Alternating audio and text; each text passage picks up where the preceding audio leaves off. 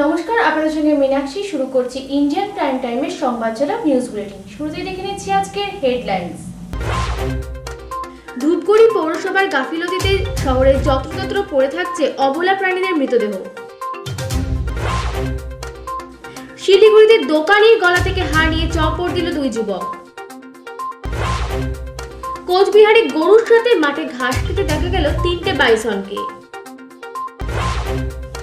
জলপাইগুড়িতে হাতির তাণ্ডবে ক্ষতিগ্রস্ত বহু বাড়ি। পৌরসভার গাফিলতির কারণে ধূপগুড়ি শহর জুড়ে গবাদি পশু ও ষাঁড়দের মৃতদেহ পড়ে থাকার অভিযোগ সামনে আসছে। এর জেরে শহর জুড়ে দুর্গন্ধ ও দূষণ ছড়াচ্ছে। ধূপগুড়ি পৌর শহরের প্রত্যেকটি অলিগলি থেকে শুরু করে জাতীয় সড়ক সর্বত্রই গরুসহ একাধিক ষাঁড়মেয়দের অবাধ বিচরণ নজরে আসে। তার উপর যানজট সহ দ্রুত গতিতে যান চলাচল তো রয়েছে, ফলে শহরের একাধিক রাস্তার ওপরেই রক্তাক্ত ষাঁড়মেয়দের মৃতদেহ পড়ে থাকতে দেখা যায়। এর মধ্যে এদিন ধূপগুড়ি পৌরসভার 3 নম্বর ওয়ার্ডের সামনে দিয়ে চলে যাওয়া এশিয়ান হাইওয়ের ওপরে একটি ষাঁড় গরু দুর্ঘটনার কবলে পড়ে। এরপর স্থানীয় বাসিন্দা ও পশুপ্রেমী সংগঠনের প্রাথমিক চিকিৎসা করার পর ষাঁড় গরুটিকে ধূপগুড়ি দমকল বিভাগের সহায়তায় রাস্তার ধারে কোনোভাবে রেখে দেওয়া হয়, কিন্তু পরদিনও ওই মৃতদেহ পড়ে থাকতে দেখা যায়। আর তার উপরে একাধিক কাক উঠে বসে দেহের খণ্ডাংশগুলি টুকরে টুকরে খাচ্ছে। এছাড়া কুকুরেরাও সেই খাওয়ায় অংশ নিয়েছে। আর দেখতেও জিনিসটা খুব খারাপ লাগছে। কুকুর আসছে কুকুরে কুকুরে খাচ্ছে, তার মধ্যে বাচ্চা কাচ্চা প্রতিনিয়ত ছোট বাচ্চা কাচ্চা স্কুলে যাচ্ছে আসতেছে। আর বিশেষ করে একটা জনবহুল এলাকার মধ্যে এরকম একটা দৃশ্য দেখলে ছোট পরিবেশেও একটা দৃশ্য দূষণ হচ্ছে। মারা যাওয়ার পরে এটা সকাল থেকে দেখা যাচ্ছে যে কিছু কুকুর গরুর পেছন দিকটা খুবলে খুবলে খাচ্ছে এবং রক্ত বেরোচ্ছে। আর এই পৌরসভায় খবর দেওয়া হয়েছে, কিন্তু কোনো লোকজন এখনো পর্যন্ত আসলো না। আমি ধিক্কার জানাই পৌর প্রশাসনকে, যে ঘটনা জানার পরেও সাধারণ যে মানুষের যে ভাবাবেগ, সেই ভাবাবেগের থেকেও মনের থেকেও সেখানে তারা যেতে পারতো, সেটা অন্তত খোঁজ খবরটা নেওয়া উচিত ছিল। এটা জঘন্য একটা ঘটনা এবং ধিক্কার জানাই ধুপগুড়ি পৌর প্রশাসন থেকে কোনো কর্পোরেশন নাই, কোনো কন্ট্রিবিউশন নাই। আমরা যে ওদেরকে রাখবো, আমাদের কোনো শেল্টারেরও ব্যবস্থা নাই। এই ঘটনায় এলাকায় যেমন দুর্গন্ধ ছড়িয়েছে, তেমন দূষণ ছড়ানোর পাশাপাশি শিশুরা ভয় পাচ্ছে। একাধিকবার পৌরসভাকে গোটা বিষয়টি জানানো হলেও এখনো গরুর মৃতদেহটি সরানোর ব্যবস্থা করেনি। তৃণমূল পরিচালিত ধূপগুড়ি পৌরসভার এই হেন উদাসীনতাকে হাতিয়ার করে বিজেপি নেতৃত্ব একরাশ ক্ষোভ উগরে দিয়েছে। অর্থাৎ পুরো বিষয় নিয়ে একদিকে যেমন শোকের ছায়া, তেমন অন্যদিকে পরিবেশপ্রেমী মহলে প্রতিবাদী সুর গর্জে উঠেছে। এখন শুধু দেখার যে ওই ওয়ার্ড সংলগ্ন স্থানীয়দের এই অনিচ্ছাকৃত সমস্যার নিবারণ ধূপগুড়ি পৌরসভা কিভাবে করে এবং কতটা দ্রুততার সহিত করে। Indian prime time, Jalpaiguri. ন্যূনতম খরচে মডার্ন ইনফ্রাস্ট্রাকচারের মাধ্যমে এ ক্লাস পরিষেবা সহ যাবতীয় সার্জিক্যাল ট্রিটমেন্টের অন্যতম প্রতিষ্ঠান হলো হুগলির Angel hospital. HDU, ICU, NICU ও অত্যাধুনিক ওটি সহ উন্নত পরিকাঠামোর মধ্যে দিয়ে orthopedic, ENT surgery, gynae surgery, plastic surgery, spine surgery, general surgery করা হয় হুগলির অ্যাঞ্জেল হসপিটালে। আমাদের পথ চলা শুরু হয়, প্রথম আমরা ট্রেড লাইসেন্স নিয়েছিলাম 28শে অক্টোবর 2023। আমরা শুরু করি এটা 15ই এপ্রিল 2024-এ আমরা অ্যাঞ্জেল হসপিটালের লাইসেন্স পাই। তারপর থেকে এটা আমাদের 35 বেড বিশিষ্ট একটা হসপিটাল। এখানে আপনি পাবেন আইসিইউ, এনআইসিইউ ফেসিলিটি, জেনারেল, ওটি, প্যাথোলজি। রিসেন্টলি আমরা ডায়ালিসিস ইউনিট শুরু করছি। আর স্বাস্থ্যসাথীর সুবিধা আমাদের কাছে পাওয়া যাবে। জেলায় তো আরো অনেক নার্সিং হোম বা হসপিটাল রয়েছে, তাদের মধ্যে থেকে আমাদের অ্যাঞ্জেল হসপিটালের মেইন ডিফারেন্স কি, যেখান থেকে পেশেন্টরা এখানে আসবে? দেখুন, আমাদের মেনলি 24 ঘন্টা প্যারামেডিক্যাল টিম দ্বারা, ডাক্তারের দ্বারা এখানে পরিচালিত হবে। সে আপনি রাতে যখনই আসেন না কেন, ডাক্তারের সহযোগিতার থ্রু দিয়ে আপনি এখানকার পরিষেবাটা নিতে পারেন। একটা জিনিস বলছি, প্রথমে ধরুন কোনো পেশেন্ট আমাদের আসলে সবার আগে ফার্স্ট আমরা পেশেন্টটাকে নিয়ে তার প্রিভিয়াস কেস হিস্ট্রি দেখে ডক্টররা তার উপরে কাজ শুরু করে। এখানে অ্যাম্বুলেন্স পরিষেবা রয়েছে? হ্যাঁ ম্যাডাম। যেহেতু এটি একটি মেন রোডের উপরে অবস্থিত বলা চলে, তো এমার্জেন্সি কেস তো আসতেই থাকে, অবশ্যই। সেক্ষেত্রে এমার্জেন্সি ডিপার্টমেন্ট কতটা তৎপর? এবং এখানে এমার্জেন্সি বলতে 24/7 আমাদের ইমার্জেন্সি সার্ভিস সবসময়ের জন্য আমরা তৎপর থাকি। আমাদের পুরো টিমটা এইভাবেই তৈরি হয়েছে যাতে কোনো ইমার্জেন্সি পেশেন্ট আসলে তাকে খুব তাড়াতাড়ি রিকভারি করানো যায়। মূলত কি উদ্দেশ্য বা কোন চিন্তা ভাবনা নিয়ে এই হসপিটাল প্রতিষ্ঠিত হয়েছে? এবং আমরা মেনলি এটা সেবামূলক কাজের জন্যই প্রথমে ব্যবহার করি, মানে মানুষকে সেবা দেওয়ার জন্য এটা শুরু করি। অ্যাকচুয়ালি জায়গাটা চুজ করার উদ্দেশ্য হচ্ছে এখানকার মানুষ যাতে তাদের চিকিৎসার জন্য দূরে কোথাও না যেতে হয়, যাতে এখানটায় কলকাতা মানের উন্নত মানের চিকিৎসা যাতে এখানে পায়, সেজন্যই আমরা এই ধরনের পরিষেবাটা চালু করি।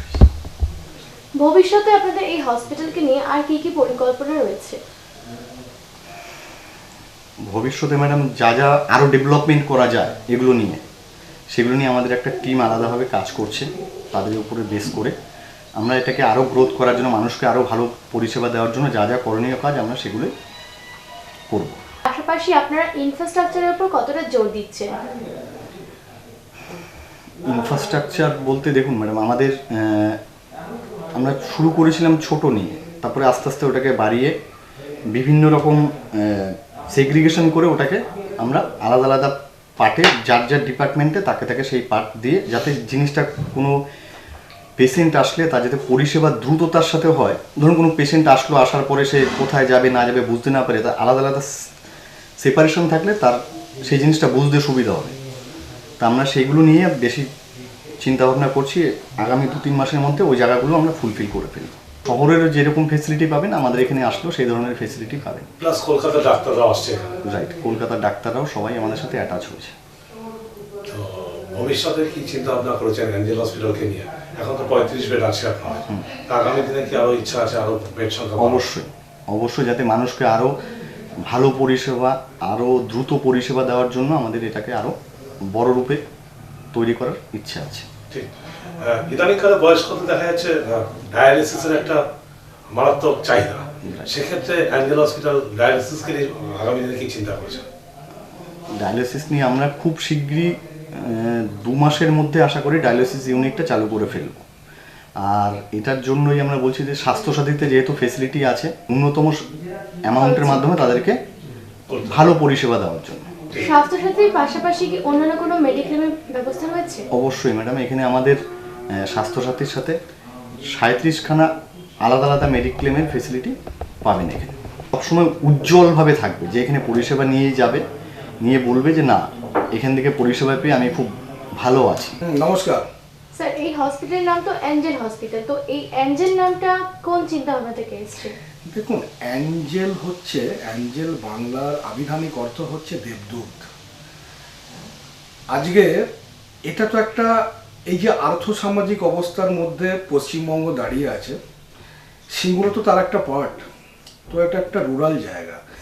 এখানে যদি আমরা সমাজের মধ্যে যদি স্বাস্থ্য নিয়ে আরও কিছু অবদান রাখতে পারি, তার জন্যে এই প্রতিষ্ঠানটা করা। আজকে দেবদূত অ্যাঞ্জেলকে রাখা হয়েছে, তার কারণ দেবদূতের মতো এই প্রতিষ্ঠান সমস্ত সমাজের যে প্রতিকূলতাটাকে রক্ষা করার জন্য, এটার একটা অনেক বড় দৃষ্টিভঙ্গি নিয়ে আজকে আমরা এই অ্যাঞ্জেল নামটাকে রেখেছি, যে এই অ্যাঞ্জেল সমাজের সর্বস্তরের মানুষের কাছে দেবদূত হিসেবে চিহ্নিত হবে। আপনারা কি গভর্নমেন্টের কাছ থেকে কোনো রকম সহযোগিতা আশা করছেন? দেখুন, এখনো পর্যন্ত পাইনি, তবে আশা রাখবো মাননীয় আমাদের পশ্চিমবঙ্গ সরকার যদি আমাদেরকে কোনো রকমভাবে যদি সাহায্য বা সহযোগিতার হাত বাড়িয়ে দেন, আমরা বিশেষভাবে তাদের কাছে থ্যাঙ্কফুল বা উপকৃত থাকবো। এখন আমাদের কাছে এটা একটা চ্যালেঞ্জ যে এই অ্যাঞ্জেল হসপিটালকে সমাজে একটা খুব স্ট্রংলি এটাকে চিহ্নিত করা, মানুষের ডোর স্টেপে এই অ্যাঞ্জেল নামটাকে নিয়ে যাওয়া। কারণ দেখুন, এই যে সিঙ্গুর জায়গাটার মধ্যে তো এটা অ্যাকচুয়ালি রুরাল বেল্ট। এখানে গ্রামে গঞ্জে মানুষের যে ছোট ছোট স্বাস্থ্যকেন্দ্র আছে, সেখানে মানুষ সেইভাবে পরিষেবা পান না।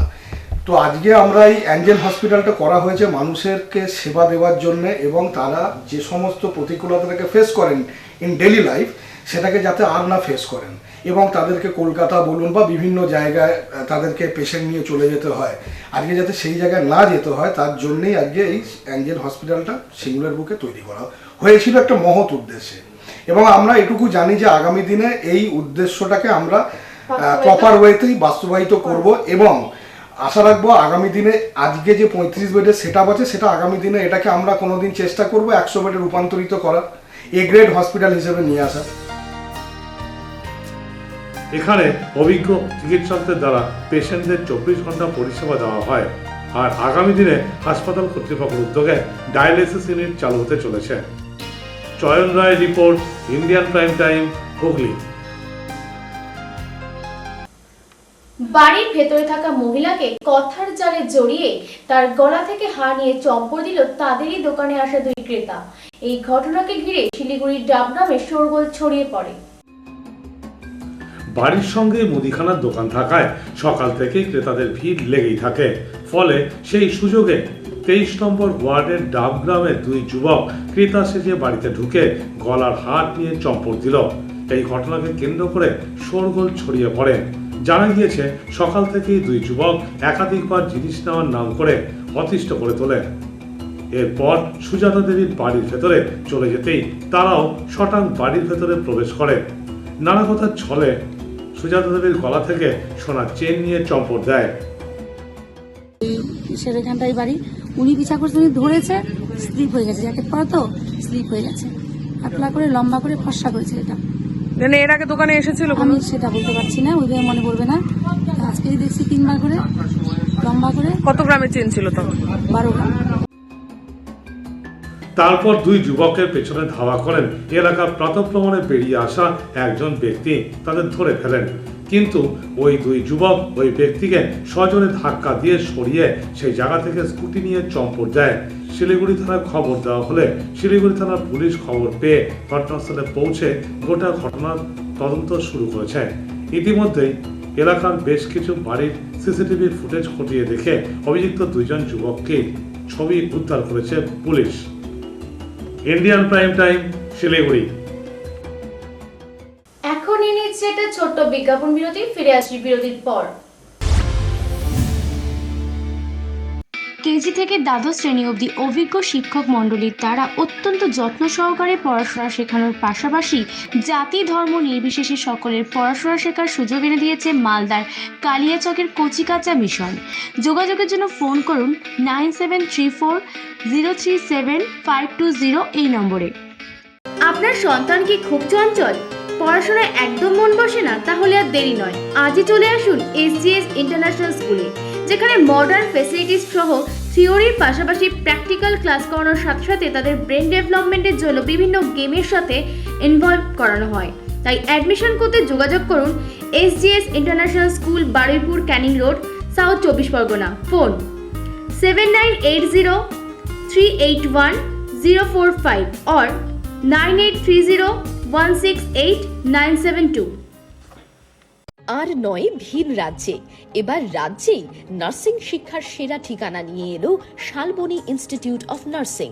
পশ্চিমবঙ্গের নার্সিং কলেজগুলির মধ্যে অন্যতম এবং INC ও WBUNC অনুমোদিত এই প্রতিষ্ঠানে রয়েছে সুবৃহৎ ক্যাম্পাস, আধুনিক ল্যাব, হোস্টেল সুবিধে সহ BSc ও GNM নার্সিং পড়ার সুযোগ।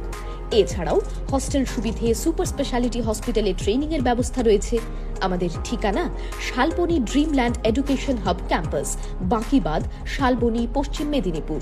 ভর্তির জন্য যোগাযোগ করুন 9933010232 অথবা 9051188084 এই নম্বরে। ফিরলাম বিরতির পর। একটা গরুর সাথে 3টে বাইসনকে ঘাস খেতে দেখে রীতিমতো স্তম্ভিত কোচবিহারের পুন্ডিবাড়ির বাসিন্দারা। প্রেমের ডাঙার পর এবার পুন্ডিবাড়ি খেলার মাঠ সংলগ্ন এলাকায় একটা নয়, দুটো নয়, তিনটে বাইসন গরুর সঙ্গে একই সাথে ঘাস খাচ্ছে। এমন দৃশ্য পুন্ডিবাড়ি মানুষের মধ্যে রীতিমতো উদ্বেগ ছড়িয়েছে। তবে এখনো অবধি কেউ আক্রান্ত হয়নি। বন দপ্তর ও পুন্ডিবাড়ি থানার পুলিশ এই ঘটনার খবর পেয়ে ঘটনাস্থলে এসে পৌঁছেছে। Indian prime time, Cooch Behar. এবার আপনার সন্তানকে আপনার সাধ্যের মধ্যে কারিগরি শিক্ষায় প্রশিক্ষণ দিতে চলে আসুন শালবনী ইনস্টিটিউট অফ টেকনোলজিতে। এখানকার স্টুডেন্টসরা এই প্রতিষ্ঠানের উন্নতম পরিকাঠামোযুক্ত ওয়ার্কশপে কাজ শিখে দক্ষ কারিগরে পরিণত হয়।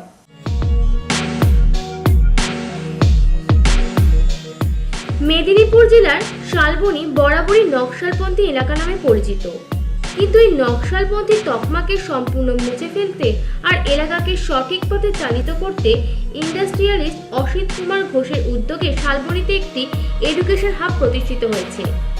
এই শিক্ষা প্রতিষ্ঠানগুলি শিক্ষার্থীদের ভবিষ্যৎকে স্বাবলম্বী করে তুলতে আলোর দিশা দেখিয়েছে। আমরা এখানে এসে দেখলাম যে ছেলেদের পাশাপাশি বর্তমানে মেয়েরাও এই আইটিআই পড়তে আগ্রহী, তো কি বলবেন আপনি এই নিয়ে? এখানে আমরা যতদিন যাচ্ছি তত মেয়েদের যে ইমপ্রুভমেন্ট, মেয়েদের যে একটা শিক্ষার আগ্রহ আইটিআই নিয়ে, সেটাকে অনেক বেশি ডেভেলপ করা হয় এবং যাতে মেয়েরা আরও এগিয়ে আসতে পারে সেটা নিয়ে আমরা চিন্তাভাবনা করেছি এবং বিভিন্ন জায়গা থেকে আমরা ক্যাম্পেইনিং করি যে মেয়েদেরকে আবার কীভাবে আমরা আরও ভালো জায়গাতে নিয়ে যেতে পারবো এবং মেয়েরাও অনেক বেশি আগ্রহী হয়ে এগিয়ে আসছে সবাই। এটাতে খুব ভালো লাগছে আমাদেরও। থিওরির পাশাপাশি আপনারা প্র্যাকটিক্যালের উপর কতটা জোর দিচ্ছেন? আমাদের প্র্যাকটিক্যাল থাকে, মেনলি আমাদের প্র্যাকটিক্যালের উপরে জোর থাকে। থিওরি যেহেতু আইটিআইয়ের ক্ষেত্রে পুরোটাই প্র্যাকটিক্যাল বেস, সেক্ষেত্রে আমাদের 80%-এর উপর প্র্যাকটিক্যালে জোর থাকে, 20% থিওরিতে জোর থাকে। টিচার্সদের কাছ থেকে কতটা সহযোগিতা পাচ্ছেন? টিচাররা সকলেই সহযোগী এবং সকলেই একটা স্টুডেন্টদেরকে শেখানোর জন্য অনেক বেশি এগিয়ে থাকে, যাতে একটা স্টুডেন্ট একটা ভালো জায়গাতে গিয়ে তৈরি হতে পারে। ক্লাসের বাইরেও যদি কখনো কোনো প্রবলেম ক্লাসের বাইরেও হয়, আমরা অনেক বিভিন্ন রকমভাবে আমাদের বিভিন্ন প্রোগ্রাম আমরা করে থাকি। ওয়েস্ট বেঙ্গলে আরও অনেক নার্সিং কলেজ রয়েছে, তাদের মধ্যে থেকে আমাদের শালবনী ইনস্টিটিউট অফ নার্সিংয়ের মেন ডিফারেন্স কি? ডিফারেন্স বলতে গেলে আমাদের রেসপেক্টেড চেয়ারম্যান অসিত কুমার ঘোষ আমাদের সবথেকে যেটা পজিটিভলি, যেটা আমাদের এই পশ্চিমবঙ্গের মধ্যে মেদিনীপুরে যে জঙ্গলমহল, অ্যাজ ইউজুয়াল শালবনীটাকে তো সবাই মোটামুটি জঙ্গলমহলভাবে পরিচিত ভাবে, তো সেই হিসেবে এখানে প্রচুর গরিব মানুষজন আছে, তার মধ্যে থেকে প্রচুর স্টুডেন্টরা গরিব, যাদের এডুকেশন আর্থিক সহযোগিতা করানোর মতো খুব একটা অন্যান্য ইনস্টিটিউশন সেটা পার্সোনালি আমি বলতে পারবো না, বাট আমাদের চেয়ারম্যান মোটামুটি একটা স্কলারশিপের ব্যবস্থা প্লাস কলেজের যে ফি স্ট্রাকচারের একটা ব্যাপার থাকে সেটা অত্যন্ত কম, অত্যন্ত ন্যূনতম সাধ্যের মধ্যে স্টুডেন্ট এখানে অত্যন্ত ন্যূনতম সাধ্যের মধ্যে আমাদের চেয়ারম্যান স্যার হচ্ছে আমাদের পড়াশোনাকে যাতে বৃদ্ধি পায়, এগিয়ে নিয়ে যেতে পারে গরিব মানুষের ছেলেমেয়েরা, তার জন্য মোটামুটি স্যার আমাদের একটা নগণ্য ফিস রেখেছে। আইটিআই কলেজ প্রথম কবে থেকে স্টার্ট হয়েছে? 2012 সালে।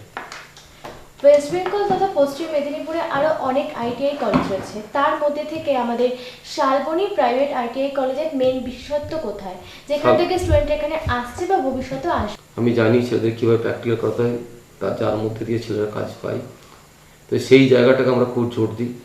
কেন আমাদের নমসে যে 80% প্র্যাকটিক্যাল, 20% থিওরি, আমরা এটার দিকে বেশি জোর দিই।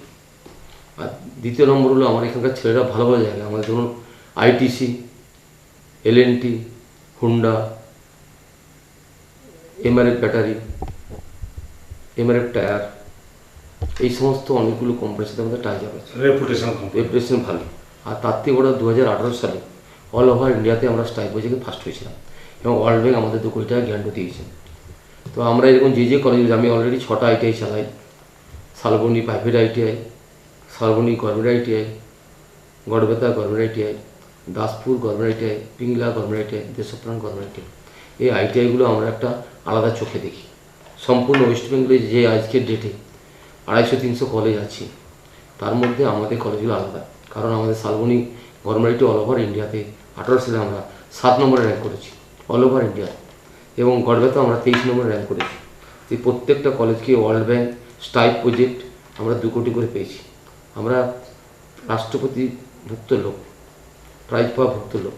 তার থেকে বড় কথা, এর সাথে আমরা দেখলাম ছেলেরা যদি আইটিআই করার পরে সব চাকরি করছে এবং ওরা ভাবলো স্যার আমাদেরকে হায়ার এডুকেশন করবো, তখন আমরা ডিপ্লোমা কলেজ করলাম, পলিটেকনিক কলেজ। এরা এর থেকে কি যে মাইনে পেত 12,000 টাকা, সে মাইনে পেয়েছে 16,000 টাকা। এরপরে ছেলেগুলোকে আমরা আবার ভাবছি বিটেক কী করে করাবো।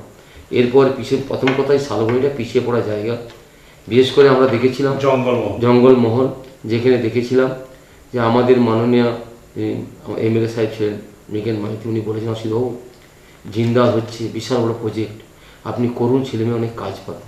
তো আমরা যেহেতু পিছিয়ে পড়া দেখেছি, আমরা গ্রামের মানুষ, যে আপনার বাড়িতে গেলে 10 কিলো চাল দিই কিন্তু 10টা দেওয়ার ক্ষমতা নেই।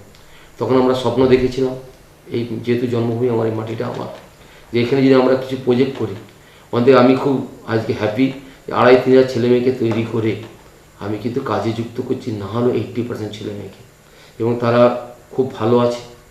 এবং আমরা দেখেছি বহু জায়গায়, আমি আজকেও দেখি যে একমাত্র ITI চাকরি দিতে পারে। আমি অনেক, আমার যেমন শালবনী গভর্নমেন্টে আমি কথা বলছেন প্রিন্সিপাল সাথে, একটি ছেলে MSc মাস্টার ডিগ্রি, ভালো রেজাল্ট, তুমি ITI পড়ছো? বলে হ্যাঁ স্যার, আমি তো গোটাই খুঁজলাম, SSC করে চাকরি পেলাম না, দেখলাম ITI করলে কিন্তু আমি চাকরি পেয়ে যাবো, এই জন্য স্যার আমি ভর্তি হয়েছি। এরকম একটি ছেলে আমাদের দেখা গেছে 2021 সালে গড়বেতা কোঅপারেটিভ অল ওভার ইন্ডিয়াতে ফার্স্ট হয়ে হোল্ডারে। তার জন্য আমাদের মন্ত্রীমশাই তাই গ্র্যান্ড দিয়েছেন, টাকা দিয়েছেন এবং প্রাইজও দিয়েছেন, এবং ছেলেটি আজকের ডেটে কম বেশি প্রায় 40,000 টাকা মাইনে পাচ্ছে, চাকরি করছে। আমাদের 2023 সালে অল ওভার ইন্ডিয়াতে শালবনী গভর্নমেন্ট থেকে একটি ছেলে, যেটি মাস্টার ডিগ্রি ছিল হোল্ডার, একটি সে ইংলিশে MA ছিল, আমাদের কলেজে পড়তেন হোল্ডারে, সেই ছেলেটিও ফার্স্ট হয়েছে এবং আজকের দেশে 60,000 টাকা মাইনে পাচ্ছে, এবং তাকেও আমাদের সরকারের তরফ থেকে প্রাইজ দিয়েছিল, টাকাও দিয়েছিল, এবং আমাদেরকে সংবর্ধনাও দিয়েছিল। তো আমরা এরকম কিছু জিনিস করতে চাইছি, কেন আমরা জানি মানুষের জন্মমৃত্যু কেউ জানি না, এমন কিছু মানুষ কাজ করে যাবে যার মাধ্যম দিয়ে আমরা মানুষ, অর্থাৎ এই পৃথিবীটা আমরা চেঞ্জ করতে পারি। আমার নার্সিং কলেজও আছে, কারণ আমি দেখেছি এখানে আদিবাসী বঞ্চিত মেয়েরা অনেক পিছিয়ে পড়া, তারা কিন্তু কোনো চাকরি পায় না, সেই জন্য আমরা সেগুলো করেছি যাতে অন্তত এখানকার ছেলেমেয়েরা পড়ে পড়াশোনা করে চাকরি পায়। স্যার, ITI এর ক্ষেত্রে ইনফ্রাস্ট্রাকচার অত্যন্ত ইম্পর্টেন্ট, সেক্ষেত্রে আপনারা পরিকাঠামোর উপর কতটা জোর দিচ্ছেন? আমরা পরিকাঠামোর উপর 100% জোর দিয়েছি, এবং আমরা দেখেছি যে যে জিনিসগুলো ছেলেকে, যেমন CNC মেশিন পর্যন্ত আমরা নিয়ে এসেছি যার দাম মিনিমাম 8 লক্ষ টাকা, আমরা সেই মেশিনও রেখেছি যাতে ছেলেমেয়েরা আধুনিক যুগের সাথে তাল মিলিয়ে উন্নত মানের কাজ শেখে, আমরা সেগুলো করি। এর পাশাপাশি আপনারা টিচার্সদের উপর কতটা গুরুত্ব আমরা দিচ্ছেন? টিচার হচ্ছে প্রথম কথা, আমাদের যে গভর্নমেন্ট নর্মস, যেমন আমাদের B.Ed কলেজ বা D.Ed করে চাকরি করতে গেলে আমাদের B.Ed এবং D.Ed মাস্টার ডিগ্রিতে প্রয়োজন হয়। আমাদের এরকম হচ্ছে যে ছেলেমেয়েরা চাকরি করে তাদের প্রত্যেককে আমরা ট্রেনিং করাই, এবং আমরা প্রত্যেককে 2 বছর করে ITI যে কোর্স সেটা আমরা করাই, এক্সট্রা করিয়ে আমরা তাকে অ্যাপয়েন্ট করি, এবং প্রত্যেক টিচারকে আমরা প্রত্যেক জায়গায় পাঠাই যে নিজেদের যারা আমাদের সিনিয়র টিচার তাদেরকে তোমরা 1 মাস শেখো, তারপর আমাদের এদের ট্রেনিং দাও। এদের যত সমস্ত নর্মস আছে আমাদের NCVT, সেই নর্মস ফলো করে আমরা টিচার নিয়োগ করি। স্যার, এই শিক্ষা প্রতিষ্ঠানে তো রাজ্যের বিভিন্ন প্রান্ত থেকে স্টুডেন্টরা আসছে, তো তাদের জন্য থাকার কি কোনো রকম ব্যবস্থা আমাদের এখানে রয়েছে? হোস্টেল আছে, কম বেশি প্রায় ITI 70 জন স্টুডেন্ট থাকে, এবং প্রত্যেক কলেজে আমরা থাকার ব্যবস্থা করেছি। আর অনেক দূর থেকে অনলাইন প্রসেসে ছেলেমেয়েরা আসে, তাই থাকার জায়গা থাকে না, দূর থেকে আসা সম্ভব নয়। সাধারণত ITI যারা পড়ে প্রায় পিছিয়ে পড়া গরিব বাড়ির ছেলেমেয়েরা পড়াশোনা করে। স্যার, এই জায়গা থেকে আপনাকে আমি প্রশ্ন রাখতে চাই যে এই যে পিছিয়ে পড়া শ্রেণীর মানুষেরা এখানে পড়তে চায়, তো তাদের জন্য ফি স্ট্রাকচার আপনারা কেমন রেখেছেন যাতে সবাই? আমরা মোটামুটি ফি স্ট্রাকচার যথেষ্ট কম করি। প্রথম কথা হচ্ছে আমরা যে গভর্নমেন্ট কলেজ 5টা চালাই, তার হচ্ছে 80% গভর্নমেন্ট দেয়, 20% আমরা নিই, এর মধ্যে দিয়ে আমাদের কলেজ চালাতে হয়, এবং গভর্নমেন্টের সামান্য ফি দেয়। এগুলো আমরা, যেহেতু আমাদের দিদির স্বপ্ন ছিল ব্লক লেভেলে ITI করবে, আমরা সেই স্বপ্নের সাথে একজন অংশীদার হিসাবে কাজগুলো করছি। সেই ব্লকে এখন আমরা 5টা ITI চালাই, এবং ছেলেমেয়েরা বেশিরভাগই কাছাকাছি, যারা দূরে তাদের আমরা থাকার ব্যবস্থা করে দিচ্ছি, এবং খুব মিনিমাম রেট নিই, যেটা খুবই কম। আমরা 1400 টাকা খাওয়াই মাসে, আর মাত্র 700 টাকা থাকতে নিই, টোটাল 2100 টাকা থাকা খা ফ্রি 1 মান্থ। স্যার, এখানে এসে তো আমরা দেখতে পেলাম যে ছেলেদের পাশাপাশি মেয়েরাও ITI তে যথেষ্ট আগ্রহী। এখন অনেক মেয়েরা আগে আসে, কেন আমাদের একটা অলরেডি স্টেট গভর্নমেন্ট এবং রাজ্য সরকার, কেন্দ্র সরকারের একটা নিয়ম আছে, তাতে 30-35% মেয়েদেরকেও নিয়ে আসতে হবে। আমাদের টিচারও অনেক নিয়োগ করছি, এখন হয়তো আমরা 25-এর মতো আমাদের টিচার আছে, আমরা এটাকে 35-এ নিয়ে যাবো, কারণ দেখেছেন MLA MP সব জায়গায় এরকম সিট বাড়েছে সংখ্যা। আমরাও সেখানে মেয়েরা অনেকে আগে আসছে, আমি অবাক হয়ে যাচ্ছি। আজকাল দিনে আপনি দেখেছেন মেয়েরা ফ্লাইট চালাচ্ছে, আজকাল দিনে দেখেছেন মেয়েরা ট্রেন চালাচ্ছে, এই ITI ছেলেমেয়েরাই তৈরি হচ্ছে, আস্তে আস্তে ওরা পরপর করে স্টেজে আগিয়ে যাচ্ছে। ইন ফিউচারে ITI নিয়ে আপনার আর কি পরিকল্পনা? না, আমাদের ITI নিয়ে পরিকল্পনা মতো কথা আমরা যেটা ভেবেছি যে কোনো জিনিস গড়তে গেলে ITI দরকার, কারণ প্রাথমিক বেশ কোনো ইন্ডাস্ট্রি সেই জায়গায় কিন্তু ITI ছেলে। কিন্তু আপনি দেখবেন যে ট্রেনটা যে ITI ছেলে তৈরি করছে, যে প্লেনটা ITI এর মতন ছেলেরাই কিন্তু করে যে তৈরি করছে। আজকে যে কোনো জায়গায়, যে কোনো ইন্ডাস্ট্রি দেখুন, গভর্নমেন্ট অফ ইন্ডিয়া নর্মসও করেছে যে ITI ছেলে তোমাকে নিতেই হবে ইন্ডাস্ট্রি চালাতে গেলে। কারণ আমরা সেই জন্যে এখন অন দ্য জব, অর্থাৎ 2 বছর আমরা পড়ালাম, এর বছর একটা ফ্যাক্টরিতে পাঠালাম, এক বছর তার ট্রেনিং হবে, 8,000 8,500 ট্রেনিংয়ে দেওয়া হয়, প্লাস তারা কাজ শেখে, তারপরে তারা জবে যায়। এটাই আমাদের সিস্টেম। আমরা নার্সিং কলেজ করলাম 2022 সালে। আমরা বললাম স্বপ্ন দেখেছিলাম যে এখানকার আদিবাসী বঞ্চিত মেয়েরা, অনেক গরিব পরিবারের মেয়েরা পড়াশোনা করতে পারছে না, সেই জন্য আমাদের সরকার, বিশেষ রাজ্য সরকার এখন স্টুডেন্ট ক্রেডিট কার্ডে লোন দিচ্ছে। আমাদের বেশিরভাগ মেয়েরা এই স্টুডেন্ট ক্রেডিট কার্ডে আমরা পড়াচ্ছি, কারণ খুবই পিছিয়ে পড়া মেয়েরা।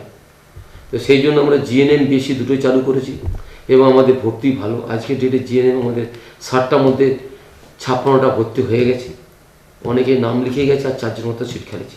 বিএসসি আমাদের 50% ভর্তি হয়ে গেছে, মোটামুটি ভালো চলছে, কোনো সমস্যা নেই। আমরা খুব মিনিমাম রেট নিই যাতে মেয়েদের পক্ষে সুবিধা হয় এবং থাকার ব্যবস্থা আজকের ডেটে প্রায় কম বেশি 150 মেয়ে আমাদের হোস্টেলে থাকে। এছাড়া শালবনী ইনস্টিটিউট অফ টেকনোলজি তো আপনাদের আছে? আচ্ছা, আমার শালবনী ইনস্টিটিউট অফ টেকনোলজি আছে, যেটা আমাদের পলিটেকনিক কলেজ। আমরা ভেবেছিলাম ছেলেগুলো আইটিআই পাস করার পরে ওদের উচ্চ শিক্ষিত হওয়ার জন্য আমরা এই ছেলেদেরকে নিজেদেরকে কম পয়সায় বাজারে যা রেট আছে তার থেকে 20% লেস করে আমরা ভর্তি করাই। তারা এখান থেকে শিখে যে মাইনেটা বাইরে বেশি পাবে, তারা আবার বিটেক করতে পারে, সেই সুযোগটা আমরা করে দিচ্ছি। একদিকে উন্নত পরিকাঠামো, অন্যদিকে এক্সপিরিয়েন্স ফ্যাকাল্টি, এই দুটোর সমন্বয়ে সুবিশাল ক্যাম্পাসের মধ্যে শালবনী ইনস্টিটিউট অফ টেকনোলজি গড়ে উঠেছে। এছাড়া কর্ণধারের সুপ্রচেষ্টায় জেলায় আরও 4টি আইটিআই কলেজ প্রতিষ্ঠিত হয়েছে। এখানে থিওরির পাশাপাশি প্র্যাকটিক্যালি কাজ শেখানো হয়। পাশাপাশি কর্ণধারের তৎপরতায় শালবনীতে একই ক্যাম্পাসের মধ্যে বিএড, পলিটেকনিক ও নার্সিং ইনস্টিটিউট গড়ে উঠেছে। চরণ রায়ের রিপোর্ট, ইন্ডিয়ান প্রাইম টাইম, পশ্চিম মেদিনীপুর। আচমকা লোকালয়ে ঢুকে পড়া গজরাজ বাহিনীর তাণ্ডবে ক্ষতিগ্রস্ত একের পর এক বাড়ি, যার জেরে ত্রস্ত হয়ে পড়েছেন এলাকার বাসিন্দারা। রাত তখন 12টা। তখন চালসার বিডিও অফিস পাড়ার বাসিন্দা নকুল রায় বাইকে করে বাড়িতে ফিরছিলেন। হঠাৎ একটি হাতির মুখোমুখি পড়তেই বাইক রেখে পালিয়ে কোনো ক্রমে প্রাণে বাঁচেন তিনি। এরপর হাতিটি ওই এলাকায় 10 থেকে 12টি বাড়ির ক্ষতি করে, অনেক বাড়ির সীমানা প্রাচীর ও গেট ভেঙে দেয়। এক কথায় এলাকায় রীতিমতো তাণ্ডব চালায়। এই ঘটনাকে কেন্দ্র করে এলাকায় আতঙ্ক ছড়িয়ে পড়ে। ফরেস্ট ডিপার্টমেন্ট যদি এটা উদ্যোগ না নেয় তাহলে তো আমরা প্রাণে মারা যাও, আর ফরেস্ট ডিপার্টমেন্টের কাছে এটা অনুরোধ, এরা তো সব জায়গায় সবসময় যাইতে পারবে না, এরা ফলের গাছ লাগাও, বিভিন্ন খাবার গাছ লাগাও, কাঁঠাল লাগাও, তাহলে হাতি এইদিকে আসবে না। এমনি কটার সময় ঘটনা এই ঘটনা? এই ঘটনা মোটামুটি 12টা। খুনিয়া স্কোয়াডের কর্মীরা এই ঘটনার খবর পেয়ে এলাকায় পৌঁছায়। তারপর স্থানীয়রা এলাকায় হাতির হানা রুখতে রাতের বেলা বনকর্মীদের নিয়মিত টহলদারির দাবি জানিয়েছেন। চালসার পরিবেশপ্রেমী মানবেন্দ্র দে সরকার খবর পেয়ে এলাকায় যান।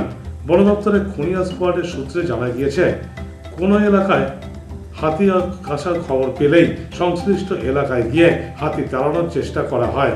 আর রাতের বেলা জঙ্গল সংলগ্ন এলাকায় স্থানীয়দের সাবধানে থাকার পরামর্শ দেওয়া হয়েছে। Indian prime time, Jalpaiguri. আজকের মতো সংবাদ ঝলক নিউজ বুলেটিন এই পর্যন্ত। আবারও আপনাদের সঙ্গে জেলার আরো খবর নিয়ে ফিরে আসবো।